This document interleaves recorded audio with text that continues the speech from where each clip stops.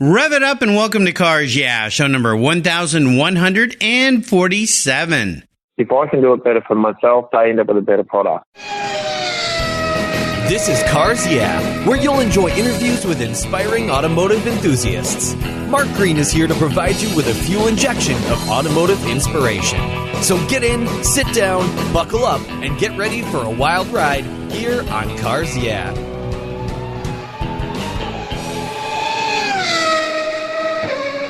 Hello, automotive enthusiasts. I'm revved up and so excited to introduce today's very special guest, calling in all the way from Australia, Greg Maskell. Hey, Greg, are you buckled up and ready for a fun ride? Yes, I am ready to go.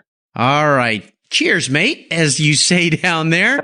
Greg Maskell is the owner of Maskell's Customs and Classics in Shepparton, Australia. Since 2003, Greg, his wife Julie, and their talented team have shared a nothing is impossible attitude when it comes to restoring and caring for their customers' cars. Everything is done in-house to ensure quality, and they cover repairs, restorations, design, and manufacturing for all things automotive. Greg started working on cars at the young age of 17, and he has designed and built multiple award-winning vehicles. His first challenge was a full restoration on a 1961 Ford Thunderbird convertible, and since then, he's been creating fantastic restorations for himself and his dedicated and enthusiastic customers. So, Greg, I told our listeners just a little bit about you. Would you take a brief moment, share a little more about your business and a very obvious passion for automobiles? Yeah, that'd be great. So we started the business in about 2003 as a full-time business. I worked building company and worked on cars after hours just as a hobby. Took on a full-time business, started our own building, went from there. So it developed from there. I had a grand plan of 4 cars, work on 1 car a week, invoice the owner, end of the month, go back to the first car and start all over again. That was the ultimate goal. Now, currently, we employ 9 guys full-time, 2 ladies in the office, myself. We have 22 cars pulled apart that we worked on. That's not including cars that might need a small dent repair or rust repair, engine tuning, things like that. They're all add-ons as well. So grown into quite a big monster, which has given me an awesome life in the automotive industry. We've met some amazing people. We've travelled all over Australia and America. It's sort of given me a great life to date. So I've really enjoyed it. Well, be careful what you wish for because you might just get it, right? Yeah, true. Yeah, definitely. Well, I want to do a shout out to Paul Mather. He's been a guest on the show. He's the one that connected me with Greg. And I think it's great to have you on the show. I'm really excited to share your story with my listeners. I've got listeners all over the world in about 80 countries. So it's not just in the U.S. There's a lot of listeners down in your part of the world, but also other parts of the world. And as we continue on your journey, I always like to start with a success quote or a mantra. This is some kind of saying that's been important to you. It's a nice way to get the inspirational tires turning here on Cars Yeah. So, Greg, take the wheel. My mantra has always sort of been that if someone else can do it, I should be able to do it and do it better. I've always tried to better myself. Every time I do a paint job or an engine build or something, I want to do it better, not necessarily for the customers, but just because if I can do it better for myself, they end up with a better product. Kind of my mantra. Absolutely. You know, I love that other quote you have that I mentioned when I introduced you, nothing is impossible. It seems to be something that served you guys and your team quite well. Yeah, it has. It's one of those things that we're not going to build a car and fly it to the moon. But if we can take on every challenge, at least try to succeed with it. So we try to, nothing's impossible attitude works for us. It really does work for us very well. And all of my guys, all 9 of them, have the same attitude. It's not, oh, that's too hard or we can't do that. It's give us a go. We'll see if we can do it. And if we can't, we'll worry about it then. But let's just try and make it happen. Well, no doubt it comes from your leadership and your direction. Let's go back in time and talk about a story that instigated your personal passion for cars. Is there a pivotal moment in your life when you knew that you indeed were going to be a car guy? Yeah, there sort of was a time. I was only 16, might have been 15. I was only young, and I was standing on the side of the road. I grew up in a very small little country town of 200 people. A car drove through the town. It was a little Ford Cortina. I didn't know what it was. Had no idea. Had a set of tunnel rams on it. It drove through the town, and I went, holy smoke, what's that? That is the coolest thing I've ever seen in my entire life. At that point, I was not a car person at all. Car got me to A to B with mum and dad. And then not long after that, ZZ Top had their 34 Coupe. And it was on Eliminator and things like that. So those were the two things that really cemented it for me. That was it. It was like, whatever those things were, I wanted to know what they were, and I wanted to know how they worked and wanted to make them. Yeah, it was just, that was my time. I remember that very clearly. Well, we needed to get you out of that little town of 200 and get you exposed to some more cars, for goodness sake. I think that was the challenge, but the Ford Cortina is such a cool little car. I've seen them raced, of course. I remember Jimmy Clark raced one of those cars, great racer champion from England. I just love the way they look. They're kind of like a little Datsun 210 or a 2002 BMW. Really cool little car. Yeah, when you put a V8 in one with tunnel rams, it changes it all over again. And I actually know where that car is today. No kidding. It's a good friend of mine over time. A good friend of mine owns that car. He built the car. Yeah. Wow. It's a great story. But it was an inspiration for me. I remember standing there. I thought I was the coolest kid in town. You know, there was only 5 of us. I thought I was cool standing on the side of the road with my push bike, and this thing I just remember driving through, and the sound and the look and everything. I just thought, wow, that is the way coolest thing I've ever seen in my life. So yeah, great moment for my time. Infected. Well, let's take a look at your life and the roads you've driven down. Talk about a big challenge or a big failure, because I tell you, making a living and doing well in the restoration business sounds easy, but it is not. It's like many businesses. There's a business side to it. There's the restoration side, and there's the customer side, and then there's the capital and the money side. So walk us through one of those moments that was really challenging for you, or maybe a big failure, and tell us how that experience helped you gain even more momentum as you move forward and what you learned from it. Yeah, the thing with the restoration business or custom car building, it looks great from the outside, and it really is. It's a great job. It's the most magnificent job you could ever imagine. But we've had some really, really hard times. Deadlines are usually a real killer to finish a car for a car show or things like that. We build high-end show cars. Some of the things that have happened, though, not really. It's just from my inexperience. I didn't start the job to work the office and to be a bank manager and then to do all the business side of it. I started to work on cars. I love working on cars. I love getting dirty and creating something. And we went through some really hard times in the early days. Nobody knew who we were. We were struggling we had enough clientele, but we were struggling to get money in. I didn't know how, and I don't like to charge people for working on their car. How do you charge someone for working on something you love to do? And I wasn't charging out correctly, and we had a potential customer, and we took him out and his wife to tea. Now, I said to my wife, Julie, we need to take these guys out to entertain them, and hopefully we can get their business.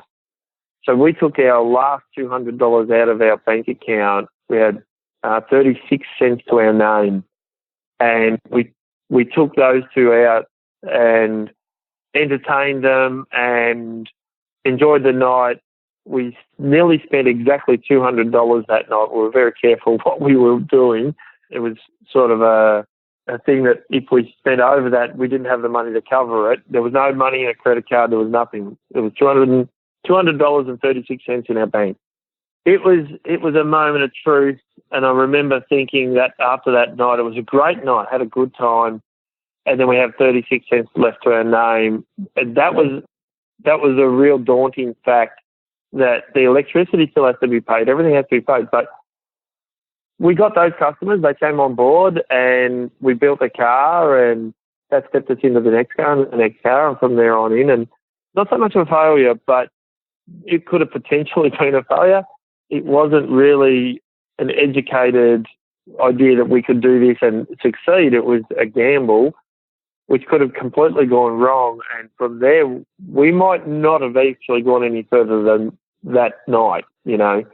So I remember that clearly, and it was so scary, and not knowing what the future was holding every day. You know, every day you're kind of wondering, is someone going to pay me? Are we going to move forward? Are we going to? I'm not good at running a business, but I've had some great mentors, and I've got some really close friends that are brilliant business guys. That idea of failure is always there, no matter what you do. But I think you kind of not got to let that take over. You've got to just, right, let's see if we can do this and try to do it well. So, yeah, not that I've had a failure, but my failures are always been, because I'm self-taught. I've never been taught, trained.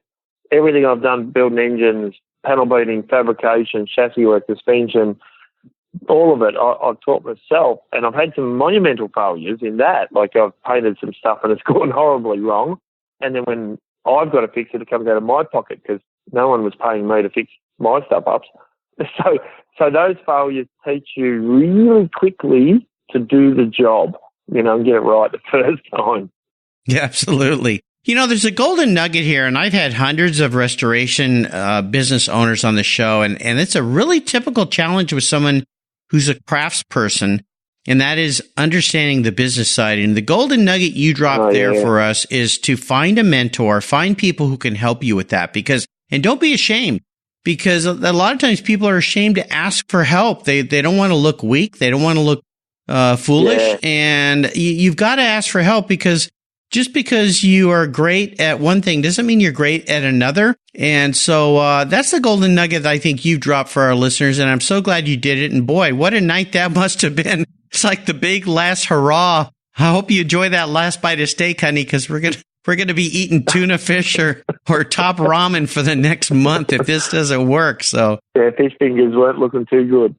Yeah, bold move. Well, let's shift gears and talk about a big career aha moment. It's one of those times when the headlights kind of steer you down a new path and you go, yeah, this is going to work for us. This is the way we need to go. Yeah, the aha moment was, for me, was the 61 T-Bird. I was always playing around with guys' cars, fixing my cars, doing someone's brakes, or, you know, tuning their engine and things like that, painting the car, and it was always for my mates or for me. And then a guy came and seen me. He had a 61 T-Bird, a convertible, beautiful car, but really run down. He bought it in the States and bought it out to Australia, and it wasn't what he wanted, and he needed a better car or wanted a better car. And he came and asked me about doing the restoration on it, and at the moment I sort of went, I don't really know if I can sort of help you out, you know, just more because it was a lot of work, and I didn't think I was going to get paid for it. And he said, no, I want to pay you to do my car. I want the engine built, the wiring, the brakes. I need a full restoration. It was like, wow. You'll pay me to do something I like? Get paid. Yeah, I'm going to get paid. Someone's actually going to pay me. If I can be paid to do it, I can do it. So we said, yes, let's do it. We jumped in that both feet first, ended up doing 3 Thunderbirds for him, 2 convertibles and a hardtop. So that was sort of my moment. It was when I was offered the chance to do this as a full-time job, but I used to work for the building company at the time and did it on weekends and at nights, and thoroughly enjoyed it. And that was kind of my moment. The moment took months, of course, but it was that time when I went, I can do this. This is me. And at that point in time, I never really had a direction in my life. I was about 30, and I enjoyed hanging out with cars, going drag racing, going car shows, and just doing a general car guy type thing, and never really had a direction of what I wanted to do for a job. And then this kind of went, well, if I could do this and be paid to do this, life wouldn't be any better than it could be. You know, like, that's amazing. Yes. So that was my time. Yeah, that was my aha moment. You know, when I was a kid, I had a next door neighbor who bought the first 450 SL that was sold in the city we lived in. And he offered to let me wash it for him. And I spent all day cleaning that car. And I took it back to him and I started to walk away and he goes, well, wait a minute. How much do I owe you? And I said, you're going to pay me? Yeah. I was about 14 or 13 years old, and I think he paid me $25. I went running home, and my mom and dad said, look at what I just did. And my dad said, well, it looked like you enjoyed that. Why don't you start your own detailing business? And I did. And I had that business all the way through college, helped pay for college and, really? help my wife and I buy our first home. I mean, but yeah, it's that moment when you realize you can do something you love and get paid for it. That is a magic moment in life, and that's what Cars Yeah is all about, is sharing stories like yours, Greg, with people who haven't quite figured out how to do that yet, but it is possible. Well, let's have a little bit of fun and talk about your first really special car. Is there a first car in your life that you owned that really meant a lot for you? It was I bought a car in Australia. We go by letters, so it's a ZC Fairlane, Ford Fairlane, 1969 model Ford. I bought it. It was a piece of junk, an absolute piece of junk. And I thought I was cool cruising around in my piece of junk. Back then, that wasn't a cool thing to do. Now it is, with patina cars and bone fines, things like that. But back then, it wasn't real cool. So this was in the mid-'80s, and there was a new show that had started up called Summer Nats, and it's our biggest show in Australia now, and it kind of was then. And about 2 weeks before that show, my piece of junk wasn't cool enough to go there, and they would not have let it enter. So I thought, well, I'm going to fix this. And me and some mates were hanging out in a shed that we were renting, and one was a panel beater, and I'd sort of played with cars, nothing really. And a mate was kind of good at a bit of electrical, and at the time, I was working for a mechanic after hours for free to just get experience, and he gave me some ideas. And so I bought another car with a V8 in it, and I transplanted the motor gearbox, the suspension, the steering. I did an interior. I sanded and painted that car, and two mates helped me. And that was all done in 2 weeks. And its maiden voyage was from here in Shepparton to Canberra.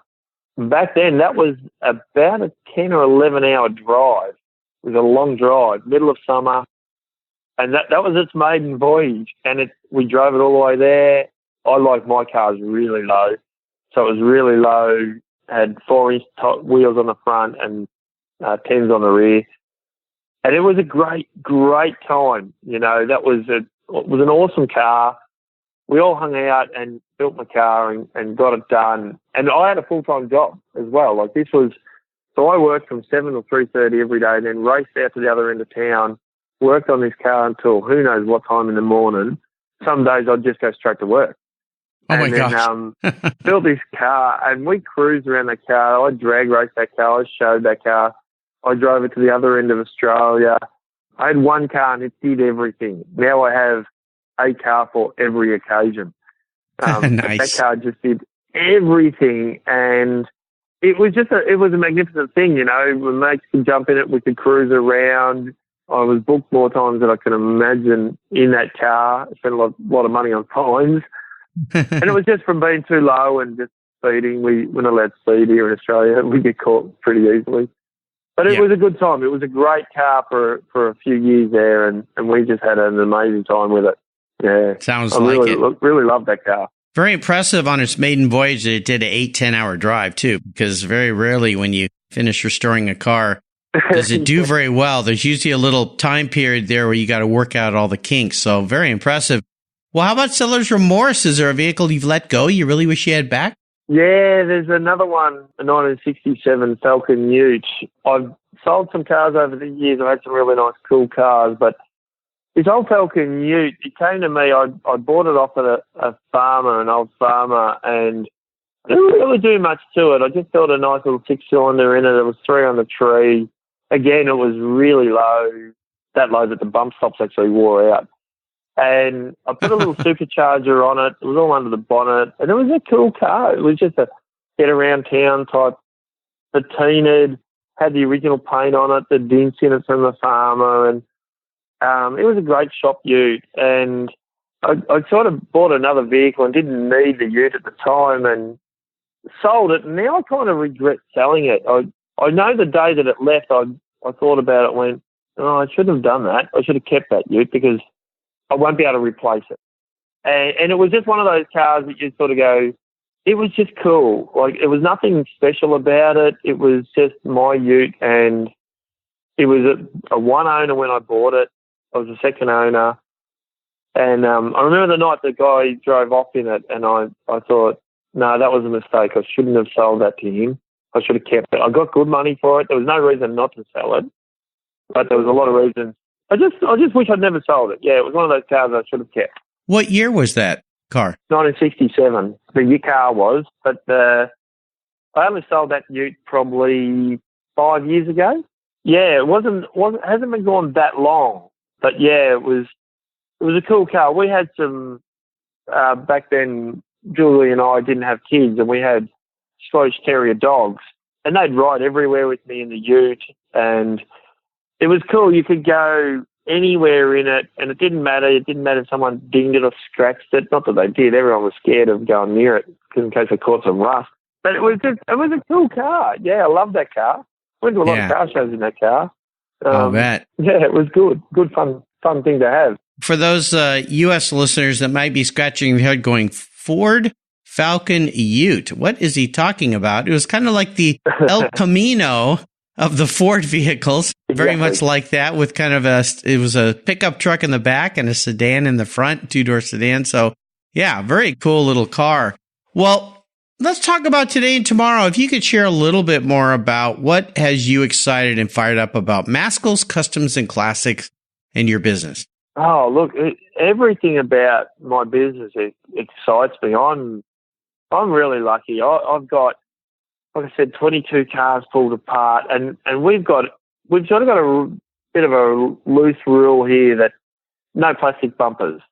Right now, not that we stick by it, but we kind of like cars from the mid '80s backwards. Back to 1900. And some of the stuff that we're working on here is good old Aussie muscle cars.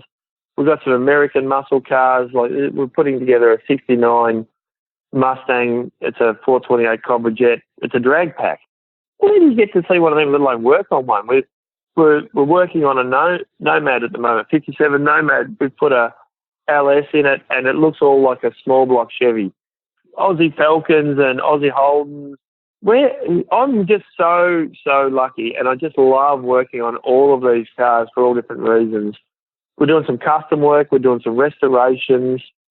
My job is amazing. Like, we did a car, we call it X-Boss, or the owner calls it X-Boss. We did the body and paint on it, took that to the Detroit Autorama and competed in there in 2016.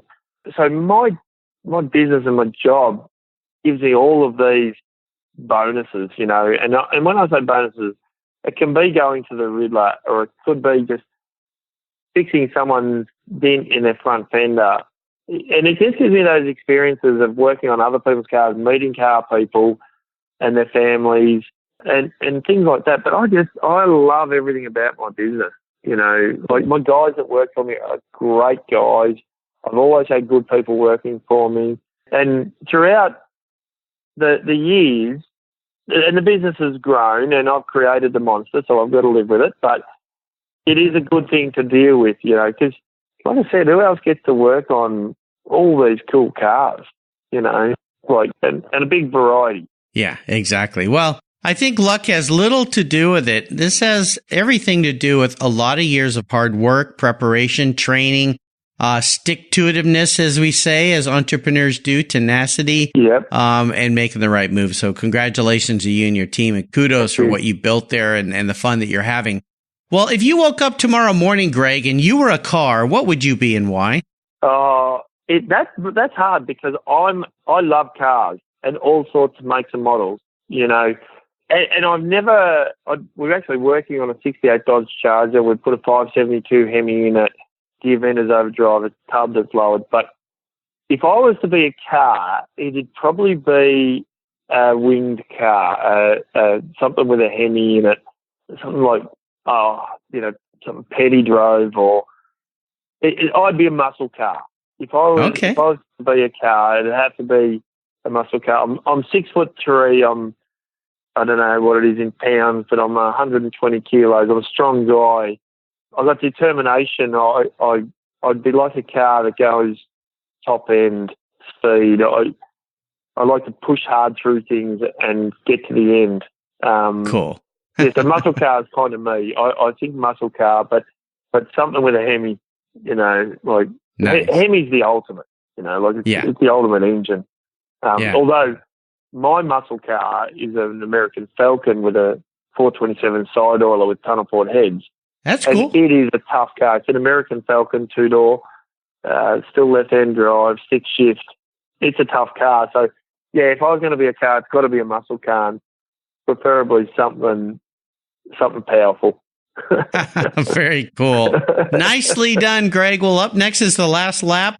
But before we put the pedal to the metal, let's say thank you to today's Cars Yeah sponsors. Hey, Cars Yeah, I'm a huge fan of Covercraft. I've protected my vehicles with their products for decades. Want to keep your vehicle's interior looking new? It's easy with Covercraft seat covers. They'll protect your seats from the daily abuse of pets, children, weekend adventures, and even those everyday spills. It's a fast, easy, and inexpensive way to keep your vehicle looking new. All Covercraft seat covers are easy on, easy off design that are machine washable. You can choose from many fabric options, colors, and accessories, all designed and carefully sewn for your special vehicles. Their seat gloves are semi-custom fit for cars and trucks, and their seat savers, a favorite of mine, are custom tailored to fit your seats like a glove. Work truck seat covers are tough, durable, denim weight fabric. It's like putting a pair of rugged jeans on your truck's seats. Want to stay warm? Covercraft also offers seat heaters. Covercraft is the right choice. Learn more today at covercraft.com and tell them Mark at Cars Yeah sent you. That's covercraft.com. What's every automotive enthusiast's dream? To design and build that perfect garage. My friends at Metron Garage are a group of creative talents who've combined their passion for cars with their careers in architecture. Their service includes unique garage design and state-of-the-art fabrication. They will create the coolest custom garage for you and your vehicles. Metron Garage's system features fully engineered commercial-grade material and structural framing that's stronger than traditional construction. Their designs are pre-engineered to meet your building codes for fast, bolt-together construction. With over 25 years of experience, you'll see a 3D rendering to visualize your custom garage, and the final structure will fulfill all your storage needs. Contact Metron Garage today and begin realizing your dream garage. Go to metrongarage.com. That's metrongarage.com. Garage is built for discerning enthusiasts. Where it's not just a garage, it's where your dream garage comes true. Okay, Greg, we are back and we're entering the last lap. I'm going to fire off a series of questions and ask you to give our listeners some very quick blips of that Hemi throttle. So here we go. What's the best automotive advice you've ever received? Do it once, do it right. Absolutely. Would you share one of your personal habits you believe has contributed to your many successes over the years? It's attention to detail. The big things can take care of themselves, but the detail needs to be looked at all the time. Yep, absolutely. Now, do you have a resource that you think our listeners would really enjoy, that you enjoy? My resources, I love to ask people questions. Just everyone, whether it's social media and ask them questions or face-to-face or ring them. I love to ask people questions, how to or why did you do or things like that. Yeah, absolutely. I think more and more people, and I'm seeing it more and more, use their social media networks to ask great questions because, of course, you have to vet some of those answers because they may be a little goofy, but for the most part, everybody in the car industry loves to share what they know. It's a unique thing in any business out there. Now, if I could arrange for you to sit down and enjoy a drink with someone in the automotive industry, living or deceased, who would that person be? That's a good question, but my definite answer on that's Billy Gibbon, ZZ Top. Man, that guy, I think, would be the coolest bloke to just stand back and just have a talk to, have a drink with. I've been a fan of theirs, ZZ Top, all my life. he's a car guy. He gets it. Just Billy. Yeah, Billy. I think all the so. way. I think so. I'd love to have him on this show. I think he'd be pretty a cool, unique guest for Cars Yeah. So I'm trying. I just got to find somebody who knows him well enough for me to get to him, get invite him to be on the show. But boy, that would be cool. I've always loved their music. They're great. Now, how about a book? Yeah. Is there a book you've read that you think our listeners would really enjoy? Oh, I'm not so much a book guy, but I love magazines. I'm kind of addicted to magazines, Carcraft, Popular Hot Rodding. I love magazines. I love catalogs, but I love magazines. Magazines are my go-to source of information. Well, those two are great. Well, I'll remind our listeners, you can find links to all these great resources Greg has shared on his Cars Yeah show notes page. Just go to carsyeah.com, type in Greg Maskell, Maskell, and you'll find links there, also links to his business. All right, Greg, we're up to the checkered flag. And this last question, it can be a bit of a doozy for some guys. I'm going to buy you any cool collector car in the world today. Doesn't matter who owns it, where it is. I'm going to get it down there to Australia for you. But there's a couple rules to this little game. One is it's the only collector car you can have. 2, you have to drive it, which I don't think is a problem for you. I think you like to enjoy your cars. And 3 is you got to keep it. So what can I buy you today? That's a fairly easy answer for me. Plymouth. Plymouth? Hemi, with a wing, with a Hemi. You can work it out from there. That's pretty easy. If I could have a car, any car in the world, and it's a pretty simple answer for me. Yeah, it's got to have a wing in it. It's got to have a Hemi on it. In it. Like that's that's it. I kind of thought there'd be a Hemi involved in there. Are we talking about a Roadrunner? Yep. Yeah, that's what I thought. I love them. I love their history. I love the pedigree. I love everything about them. The way that they sound, the big cars, the huge cars, and especially to do what they did, 200 mile an hour plus. Just and then NASCAR saying no to them in the end. Everything about the wing cars, they're just cool. They look good. They sound good. Yeah, they're cool. So it sounds like I got to go out and find you like a 1970 Superbird. Yep. I think that would be pretty cool. I'm guessing orange might do it for you. I actually love orange. Okay, cool. One of my vehicles that I own is orange. I love orange. Half my workshop's painted in orange. So, good call. Yeah, let's do an orange one.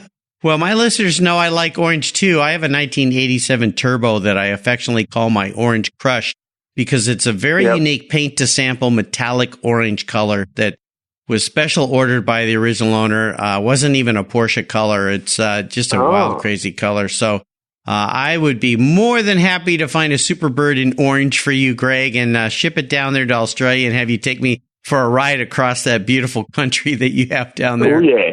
Oh, my gosh. That is cool. Well, Greg, you've taken me on a great ride today. I knew you would. I want to thank you for calling in all the way from Australia. I guess it's today we're talking on a Monday and it's your Tuesday. You guys are always ahead of us. We just can't quite keep up here in the United States with you guys. Would you offer us one parting piece of guidance or wisdom before you rip off into Australian desert in that Plymouth Superbird? Have fun. Just whatever you do, just try and have fun. Yeah. Pretty simple. That's what it's about. Yeah. That's what life is all about. And what's the best way for our listeners to learn more about you and your business? Our Facebook page is updated regularly. We do a lot of work on Facebook, Maskell's Customs and Classics. Instagram, same thing, Maskell's Customs and Classics. And we're just updating our web page now. Next month, we're going to release a brand new web page, bigger and better. So, social media is very good for us. Yeah, we do a lot on that. Well, we're going to have a talk. Absolutely. Well, listeners, I'll remind you, I'm going to put links to all these great ways to follow Greg and his business on his show notes page. Just go to carsyeah.com, type in Greg or Greg Maskell, and you'll find all those resources. And if you find yourself down in the great country of Australia, I think you need to look Greg up and go pay him a visit and see what he and his mates are up to. Greg, thanks for being so generous today with your time, your expertise, and for sharing your experiences with us.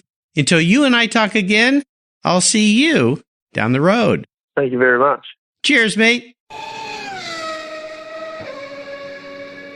You take care of your cars, but who takes care of your investments? Tune-ups aren't just for engines. Updating your financial plan is important too. Your GPS may take you from A to B, but it won't help you on the road to financial freedom. For that, you need a good co-pilot and a very trusted advisor. Chris Kimball, CFP, is just the man for the job. He'll guide you down that road without driving you crazy. For over 25 years, Chris has helped people just like you and me with their financial planning and investments. With a master's degree in financial services, he is eminently qualified, and he's a car guy too. Learn more at chrisvkimball.com or call 866-ON-A-PLAN. Securities through Money Concepts Capital Corp., member FINRA SIPC. CK Financial Services is not affiliated with Money Concepts Capital Corp. Thank you so much for joining us on today's ride here at Cars Yeah. Drive on over to carsyeah.com to find show notes and inspiring automotive fun. Download your free copy of Filler Up, a fun book filled with gorgeous photographs of fuel filler fun, including quotes from more inspiring automotive enthusiasts. Download your copy today, and we'll see you next time on Cars Yeah.